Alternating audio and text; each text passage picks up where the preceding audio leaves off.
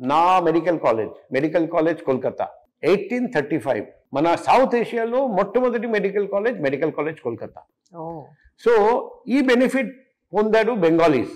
అందుకే art culture ప్రతి చోట ఎక్కడ చూసినా బెంగాలీస్ చాలా కాంట్రిబ్యూట్ చేశారు. ఎప్పుడు 19th century 20th century. కానీ సత్యజిత్ రాయ్ మన అందరికీ తెలుసు, లాస్ట్ టైటాన్ మనం చెప్పొచ్చు, టైటాన్.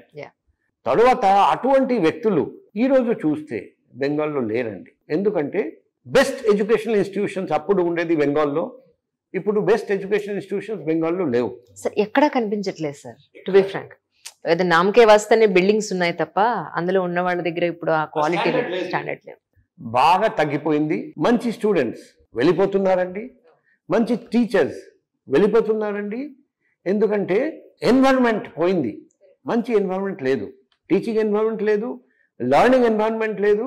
ఇప్పుడు ప్రతి ఇన్స్టిట్యూషన్లో ఎటువంటి వ్యక్తులు కావాలి, నాకు సపోర్ట్ చేస్తారా, చేస్తేనే నువ్వు ఇక్కడ ఉండొచ్చు, కరెక్ట్. లేకపోతే నువ్వు నీ ఇష్టం, నువ్వు వెళ్ళిపో, నాకు అభ్యంతరం లేదు, నాకు సపోర్ట్ చేసే వాళ్ళు కావాలి. సో అటువంటి కల్చర్ ప్రమోట్ చేస్తే మంచి వాళ్ళు ఉండరండి. చాలా మంది మేధావులు వెళ్ళిపోయారండి. కరెక్ట్. ఎస్పెషల్లీ 1970 తర్వాత ఇప్పుడు నక్సల్ కల్చర్ మొదలైంది బెంగాల్లో. అక్కడ డౌన్ఫాల్ బాగా మొదలైంది. ఇప్పుడు వివేకానంద గారి బాస్ట్ ఉంటే అది బిహేవ్ చేయడం జరిగింది కాలేజ్ స్ట్రీట్లో. తర్వాత చాలామంది సివిల్ సర్వెంట్స్ చూస్తే చాలామంది బెంగాలీస్. కానీ 70 తర్వాత చూడండి ఐఏఎస్ ఐపీఎస్లు కూడా బెంగాలీస్ చాలా తక్కువ. సో చాలా దురదృష్టకరం. ఈరోజు పరిస్థితి చూస్తే బెంగాల్లో పరిస్థితి బాగాలేదు. బెంగాలీ కల్చర్ కూడా ఇంతకుముందు గ్లోరియస్ కల్చర్ ఉండేది, ఇప్పుడు కూడా అప్పుడు అందరం గర్వించాము, ఇప్పుడు గర్వించడానికి ఏమీ లేదు. Except for there are still people who still love Bengali culture and they feel that they are the best. కానీ ఆ పరిస్థితి ఇప్పుడు లేదు. కానీ సార్ 30 ఏళ్ల మీ కెరియర్లో అంటే ప్రస్తుతం సివిల్ సర్వెంట్స్ లైఫ్స్ ఎలా ఉన్నాయంటే ఒక పార్టీకో ఒక వ్యక్తికో వాళ్ళు సపోర్ట్ చేయడం వల్ల కొంత సిచ్యువేషన్స్, అనుకోని సిచ్యువేషన్స్ కొని తెచ్చుకుంటుంటారు. బట్ మిమ్మల్ని చూస్తే అన్బయాస్డ్గా ఎక్కడ ఎలాంటి ఒక మచ్చ ఒక ముద్ర లేకుండా ఎలా ఉండగలుగుతారు? నిజంగా కమింగ్ సివిల్ సర్వెంట్స్కి మీరు ఏం చెప్తారు? నా ఫస్ట్ పోస్టింగ్ జమ్మల్ మడుగు. అక్కడ ఒక సీనియర్ పొలిటీషియన్ నాకు ఒకరోజు చెప్పారండి, నేను ఒక మాట మీకు చెప్తాను, మీరు ఆ మాట పేషెంట్గా వినండి, వినిన తర్వాత మీకు కరెక్ట్ అనిపిస్తే చేయండి, లేకపోతే చేయకండి. రైట్. నేను మీ మీద ఎటువంటి నెగటివ్ రిపోర్ట్ పంపను, ఏమీ అనుకోను. నేను అడిగాను ఎందుకంటే నాకు తెలుసు అందరికీ మీరు ఒకటి న్యాయం చేస్తారండి. నా ప్రత్యర్థులు చాలామంది ఉంటారండి, వాళ్ళు కూడా ఫోన్ చేసి మీకు చెప్తే మీరు శ్రద్ధగా విని తర్వాత మీకు ఏం కరెక్ట్ అనిపిస్తుంది అదే చేస్తారండి. కాబట్టి నేను కూడా ఎక్స్పెక్ట్ చేయను. నేను కూడా నా దగ్గరికి ప్రజలు వస్తే వాళ్లకు ఇదే చెప్తాను, ఏమని, నేను ప్రజాప్రతినిధిగా నా కర్తవ్యం మీ సమస్య విని ఎస్పీ గారికి, ఏఎస్పీ గారికి, కలెక్టర్ గారికి, సబ్ కలెక్టర్ గారికి తెలియజేయడం మేము చేస్తాం. ఇప్పుడు కొందరు కలెక్టర్స్, ఎస్పీలు వేరే వాళ్ళు చెప్తే చేస్తారు, నేను కూడా చెప్తాను, నేను ఏం చెప్పాను చేయండి, ఎందుకంటే వేరే వాళ్ళు చెప్తే చేస్తారు కదా. కానీ మీరు ఈ ఏఎస్పీ, అప్పుడు ఏఎస్పీగా ఉన్నాను, ఏ ఏఎస్పీ ఎవరు చెప్తే వినరండి, ఏం కరెక్ట్ అనుకుంటారు అదే చేస్తారండి. కాబట్టి నేను ఆయనకు చెప్తాను, ఆయన కరెక్ట్ అనుకుంటే చేస్తారండి, లేకపోతే చేయరండి.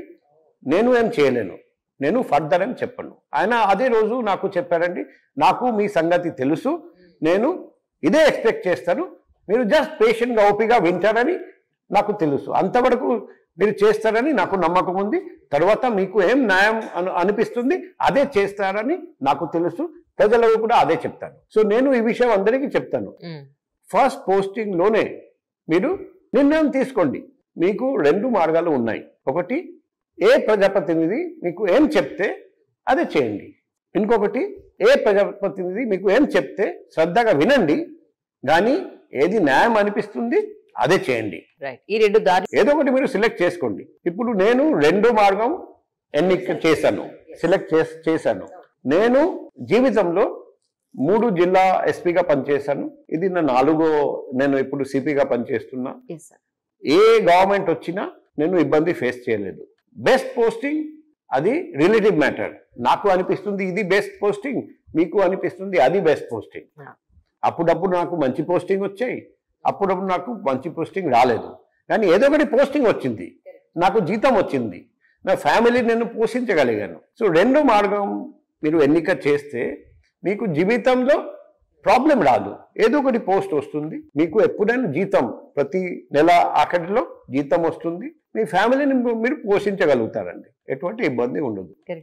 మొదటి మార్గం ఎన్నిక చేస్తే ఈ గవర్నమెంట్ మీ సొంత బేబీగా చూస్తారండి. మీకు బెస్ట్ పోస్టింగ్ అనిపిస్తే మీకు ఏమనిపిస్తుంది అదే ఇస్తారండి. కానీ ఆ గవర్నమెంట్ మాడిపోతే మీరు పోస్టింగ్ లేకుండా ఉండిపోతారండి, మీకు సాలరీ కూడా రాదు. సో మీరే ఇప్పుడు సెలెక్ట్ చేసుకోండి ఏం చేయాలి. ఇంకొకటి కూడా నేను చెప్పాను, ఎప్పుడైనా నిష్పక్షపాతంగా పనిచేస్తే ప్రజలు మీ దగ్గరికి వస్తారండి. ఈ వ్యక్తి ఆ ప్రజాప్రతినిధి ఏం చెప్తే అదే చేస్తారండి. ఆ ఫీలింగ్ వాళ్ళకు అందరికీ అంత తెలిసిపోతుంది. అప్పుడు మీ దగ్గరికి రారండి, డైరెక్ట్గా ప్రజాప్రతినిధి దగ్గరికి వెళ్ళి ఆయన ద్వారా మీకు ఫోన్ చేయిస్తారండి. కాబట్టి మీ విలువ పోతుంది. అప్పుడు అందరికీ ఏం తెలుస్తుంది, మీరు ఆ వ్యక్తి హెంచ్మ్యాన్గా పనిచేస్తున్నారండి. కాబట్టి మీ సిలెక్షన్ ఇప్పుడు మీ నిర్ణయం అంతా మీ చేతుల్లో ఉంది, మీ జీవితం మీ చేతుల్లో ఉంది అని అందరికీ చెప్తాను. తర్వాత మేము ఇది చేయండి అని చెప్పలేం కదా, సొంత నిర్ణయం వాళ్ళే తీసుకుంటారు. ఇన్ని క్వాలిఫికేషన్స్ ఉన్నాయి కదా మీకు, ఎంబీబీఎస్ చేశారు, ఐబీఎస్ లో మీరు ఎంబీఏ చేశారు, వై యూపీఎస్సీ సార్? ఐపీఎస్ అవ్వాలనే వచ్చారా, మీదే నా చాయిస్? ఎంబీబీఎస్ చేశాను, ఎండి జనరల్ మెడిసిన్ నాకు వచ్చింది సీట్, నేను ఎండి జాయిన్ అయ్యాను. నా మదర్ ఒకే కోరిక, నా అబ్బాయి మంచి డాక్టర్గా 10 మందికి మంచి ట్రీట్మెంట్ చేయాలి, అమ్మగారికి ఒకే ఒక కోరిక. నేను యూపీఎస్సీ రాసి ఎగ్జామ్ రాసి ఐపీఎస్ సెలెక్ట్ చేసి ఇక్కడికి వచ్చాను. ఎందుకు? 2 ఇన్సిడెంట్ జరిగాయి మా జీవితంలో, చాలా మందికి తెలియదు. Number 1, medicine department, general medicine డిపార్ట్మెంట్లో ఇంటర్న్షిప్ చేస్తూ ఉండగా ఆ రోజు రాత్రి నైట్ రౌండ్ చేస్తున్నాను, ఒక వ్యక్తికి బ్లడ్ ట్రాన్స్ఫ్యూషన్ జరుగుతుంది అని చూశాను. రౌండ్ అయిపోయినాక రిటర్న్ వచ్చి చూస్తే ఆ వ్యక్తి చచ్చిపోయాడు. అప్పుడు దగ్గరికి పోయి చూస్తే ఆ బ్లడ్ బ్యాగ్ ఎక్స్పైర్డ్ బ్లడ్ అని కనిపించింది. ఒక ప్రైవేట్ బ్లడ్ బ్యాంక్ నుండి ఆ బ్లడ్ తెప్పించడం జరిగింది అని చూశాను. చాలా కోపం వచ్చింది. ఇది government medical college, government blood bank ఉంది, ఉచితంగా బ్లడ్ ఇస్తారండి. కానీ ప్రైవేట్ బ్లడ్ బ్యాంక్ అంటే డబ్బు ఖర్చు పెట్టి బ్లడ్ తీసుకొచ్చారండి, అది కూడా ఎక్స్పైర్డ్ బ్లడ్. ఇది ఎంతో దారుణం. నేను ఇమీడియట్గా బ్లడ్ బ్యాగ్, అందులో కొంత బ్లడ్ అప్పుడు కూడా ఉండేది, ఒక ఫ్రిడ్జ్లో లాక్ చేసి, అప్పుడు రాత్రి 10 దాటింది, ఇప్పుడు ఎందుకులే రేపు early morning local police station వెళ్ళి కంప్లైంట్ ఇస్తాం, అందులో ఒక కుట్ర ఉంది, కుట్రలో పాల్గొన్నారండి, అందరినీ పోలీస్ అరెస్ట్ చేయాలని చెప్పి వెళ్ళిపోయారు. అప్పుడే ఆ ఏజ్లోనే మరుసటి రోజు ఎర్లీ మార్నింగ్ వచ్చి చూస్తే ఫస్ట్ ఆ ఫ్రిడ్జ్ దగ్గరికి వెళ్ళి చూశాను. నేను లాక్ చేసి వెళ్ళాను, కీస్ నా దగ్గర ఉంది, కానీ ఎవరు లాక్ బ్రేక్ చేసి ఫ్రిడ్జ్ ఓపెన్ చేసి బ్లడ్ బ్యాగ్ ఎక్కడ పాడేశారు, మొత్తం క్లీన్ చేశారు, ఎటువంటి ఎవిడెన్స్ లేకుండా చేశారండి. సో నేను అడిగితే ఎవరు ఏం చెప్పలేదు. తర్వాత కాన్ఫిడెన్షియల్గా తెలిసింది, అది అప్పుడు డిక్లేర్ చేసి వెళ్ళాను ఇలా చేయబోతున్నా. మరుసటి రోజు నేను వెళ్ళిపోయిన వెంటనే head of the department of general medicine ఆయన పరిగెత్తి వచ్చి ఆయన ఇన్స్ట్రక్షన్ ఇచ్చి ఇదంతా చేయించారట. ఆయనే బ్లడ్ బ్యాంక్కి బినామీదారు. అలాగే అలా ఆయన నల్లధనం సంపాదిస్తారు.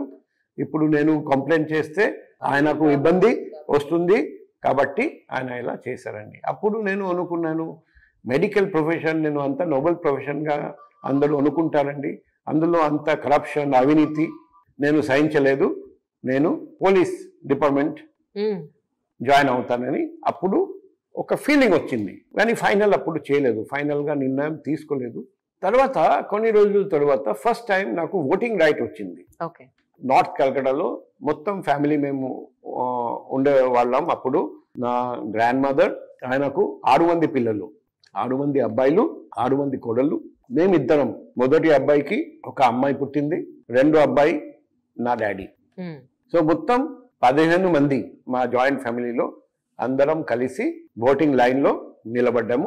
ఎర్లీ మార్నింగ్ నా ఫస్ట్ ఓటింగ్ అవకాశం వచ్చింది కాబట్టి చాలా ఉత్సాహంగా ఉల్లాసంగా మేము వెళ్ళాము.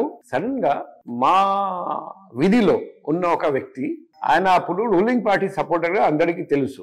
మా దగ్గరికి వచ్చారంటూ కొందరు పోలీసు వాళ్ళు వచ్చారంట. ఓకే. ఆయన వచ్చి మా గ్రాండ్ మదర్ దగ్గరికి వెళ్ళి, మీరు మీ మొత్తం ఫ్యామిలీని తీసుకొని ఇంటికి వెళ్ళిపోండి, మీ ఓటు హక్కు మేమే వినియోగిస్తాం మీ తరపున. అంత ఓపెన్ గా పోలీసుతో పాటు పోలీసు వాళ్ళు ఆయనతో కలిసి వచ్చారండి. అది కాల్కటా నడిబొడ్డున ఇది జరిగింది. అప్పుడు నేను చెప్పాను, ఇది నేను ఒప్పుకోను, ఖచ్చితంగా నా ఓటు హక్కు నేనే వినియోగిస్తా. అప్పుడు అతను కొందరు పోలీసు వాళ్ళతో పాటు వచ్చి నా అమ్మగారిని బెదిరించారండి. అబ్బాయి బతకాలంటే నా మాట విను, లేకపోతే రేపు నీ అబ్బాయి సంగతి మేము చూస్తాం. సో అలా ఓపెన్ గా పోలీసు వాళ్ళతో కలిసి బెదిరించడం.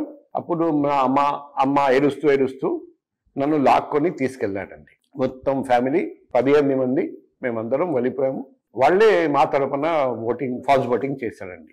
అది చూసి అప్పుడు నేను నిర్ణయం తీసుకున్నాను, ఇటువంటి పోలీస్ వల్ల పోలీస్ డిపార్ట్మెంట్కి చెడ్డ పేరు వస్తుంది. నేను ఖచ్చితంగా పోలీస్ డిపార్ట్మెంట్ జాయిన్ అవుతాను.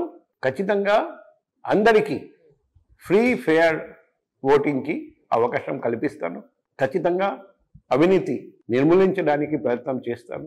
అందుకే మెడికల్ ప్రొఫెషన్ మీద చాలా నమ్మకం ఉన్నా కూడా, మెడిసిన్ మీద మెడికల్ ప్రొఫెషన్ మీద గురించి చాలా గౌరవం ఉన్నా కూడా నేను సివిల్ సర్వీస్ ఎగ్జామ్ రాసి ఐపీఎస్ సెలెక్ట్ చేశాను. కానీ మీ మనసులో ఎంత గట్టి ముద్ర పడింది సార్, నేను అచీవ్ చేయాలి ఎట్టి పరిస్థితుల్లోని? ఫస్ట్ అటెంప్ట్లో సాధించారా సార్? ఫస్ట్ అటెంప్ట్లో సాధించాను. ఆల్ ఇండియా 62 ర్యాంక్ వచ్చింది. సో నాకు ఐపీఎస్ ట్రైనింగ్లో కూడా all round best professional award వచ్చింది ఇండియాలో. అమ్మ కూడా చాలా హ్యాపీ ఫీల్ అయ్యారండి. అప్పుడు ఇనిషియల్గా నువ్వు చాలా తప్పు చేసావు, మెడిసిన్ లాంటి నోబెల్ ప్రొఫెషన్ వదిలేసి ఎందుకు వచ్చావని అడిగిన తర్వాత మాత్రం చాలా హ్యాపీ అర్థం చేసుకున్నారు. అర్థం చేసుకున్నాను. కాదు సార్, మీది arrange marriage sir, love marriage? Arrange marriage. Best professional parade lead చేశాను ఎన్పిఎల్. ఆ రోజు ఉమ్మడి Andhra Pradesh DG sir Doda sir, HJ Doda sir, okay, ఆయన వచ్చారండి. ఆయన సొంత జిల్లా శ్రీకాకుళం, డిస్ట్రిక్ట్ ట్రైనింగ్ ఆయన శ్రీకాకుళం ఇస్తామన్నారండి. ఆయన అడిగారండి ఏం కావాలి. నేను చెప్పాను, సార్ మంచి అమ్మాయిని సెలెక్ట్ చేసుకోవాలి నా మ్యారేజ్ కోసము, మీరు శ్రీకాకుళం ఇస్తే నేను రెగ్యులర్గా కలకటా వెళ్ళి మ్యారేజ్ ఫిక్స్ చేసుకోవచ్చు, లేకపోతే జీవితం అంతా బ్యాచిలర్గా ఉండిపోతా. ఆయన ఇమీడియట్గా నవ్వుతూ, సరే శ్రీకాకుళం నా సొంత జిల్లా, నేను నీకు శ్రీకాకుళం జిల్లా ఇస్తాను. సో శ్రీకాకుళం జిల్లా అప్పుడు రెగ్యులర్గా వెళ్ళి కొన్ని సంబంధాలు చూడడం జరిగింది. మ్యారేజ్ ఫిక్స్ అయింది. తెలుగులో ఒక సామెత ఉంది, పిల్లలు పుట్టగానే సంతోషం కాదు తల్లిదండ్రులుగా, వాళ్ళు ఎదిగి ప్రయోజకులు అయినప్పుడే తల్లిదండ్రులకి నిజమైన పండుగ అని చెప్పని, పుత్రోత్సాహం అప్పుడు ఉంటుంది అని. నిజంగా రాముడు లాంటి మిమ్మల్ని కన్నా మీ పేరెంట్స్కి చేతులెత్తి నమస్కరిస్తున్నాను. ఏం చేశారో సార్ మీలాంటి మంచి అబ్బాయిని కనాలంటే? పేరెంట్స్ ఏం చేశారు, ఎలాంటి ఎన్ని దాన ధర్మాలు చేశారో అనిపిస్తోంది. నాకు తెలియదు, కానీ నేను రామకృష్ణ మిషన్లో చదివాను. అక్కడ మాకు నేర్పించారండి. బెంగాలీలో ఒక పోమ్ ఉంది, స్వామి వివేకానంద అందరికీ చెప్తారండి. ఆ అర్థం వచ్చేసి, నువ్వు ఎందుకు గుడికి వెళ్తున్నావు, ఎందుకు చర్చ్కి వెళ్తున్నావు, ఎందుకు మసీదుకి వెళ్తున్నావు, దేవుని కోసమా? నువ్వు ఎందుకు వెతుకుతున్నావు? అక్కడ దేవుడు నీ ముందు ఉన్నారండి, నీ వెనకల ఉన్నారండి, నీ కుడి పక్క ఉన్నారండి, నీ వెనకల ఉన్నారండి, ప్రతి మనిషిలో దేవుడు ఉన్నారు. నువ్వు ఎక్కడికి వెళ్ళకు, నీ చుట్టూ ఉన్న దేవుళ్ళు వాళ్ళను పూజించు అని స్వామి వివేకానంద చెప్పిన మాట నేను చిన్నప్పటి నుండి నమ్మాను. సో ప్రతి వ్యక్తి, నా దగ్గరికి వచ్చిన ప్రతి వ్యక్తిని నేను అందులో దేవుడు ఉన్నారని నమ్మి సాధంత వరకు హెల్ప్ చేయడానికి ప్రయత్నం చేస్తాను. ఇప్పుడు కూడా సినిమాలు చూస్తూ ఉంటారు అప్పుడప్పుడు? నాకు సినిమా అంటే చాలా ఇష్టం. తెలుగు కానీ, ఇంగ్లీష్ కానీ, హిందీ కానీ, ఏ భాష అయినా సరే. మా వైఫ్కి కూడా చాలా ఇష్టం, అందుకే ఆమె ఫిల్మ్ మేకింగ్ చేస్తారండి. నాకు కూడా ఫిల్మ్ అంటే చాలా ఇష్టం. ఎవరైనా డైరెక్టర్ వచ్చి మా సినిమాలో ఒక మంచి క్యారెక్టర్ ఉందండి చేస్తారా అంటే చేస్తారా? పోలీస్ డిపార్ట్మెంట్లో మాత్రం గవర్నమెంట్ పర్మిషన్ తీసుకోవాలి. నా వైఫ్ చాలాసార్లు నాకు చెప్పారండి, నా ఫిల్మ్లో నువ్వు హీరోగా నటించాలి. నేను చెప్పాను, నాకు టైం దొరకదు, గవర్నమెంట్ కూడా పర్మిషన్ ఇవ్వరండి. ఆఫ్టర్ రిటైర్మెంట్ ఏదైనా సాధ్యం. రిటైర్మెంట్ లైఫ్ లో ప్లాన్ చేస్తారా సార్? నా అమ్మాయి, చిన్న అమ్మాయి అప్పుడప్పుడు నాకు చెప్తూ ఉంటారండి, పాప నాకు కాన్ఫిడెన్స్ రావట్లేదు, మంచి డాక్టర్గా నేను చేయలేను పాప అని చెప్తే, ఇబ్బంది పడకు, రిటైర్మెంట్ అయినా వెంటనే నేను నీతో పాటు ప్రాక్టీస్ చేస్తానని చెప్పాను. సో మెడిసిన్ అంటే చాలా ఇష్టం. ఆఫ్టర్ రిటైర్మెంట్ యాజ్ డాక్టర్గా మళ్ళీ పనిచేయడం మొదలు పెడతాను. That's amazing sir, really. అంటే టైర్డ్ అయిపోలేదు మీరు అసలు ఇన్నేళ్ల జర్నీలో? మీరు ఎప్పుడు లేదు, నాకు ప్రతి నిమిషం బతకాలి, ప్రతి నిమిషం ఏదో ఒకటి చెయ్యాలి. సడన్గా మన జీవితం ఆగిపోతుంది, ఎప్పుడు ఆగిపోతుంది మనకు తెలియదు. కాబట్టి ఆఖరి క్షణం వరకు మనం పని చేస్తూ ఉండాలి, ఏదో ఒకటి ప్రజలకు హెల్ప్ చేస్తూ ఉండాలని నా అభిప్రాయం.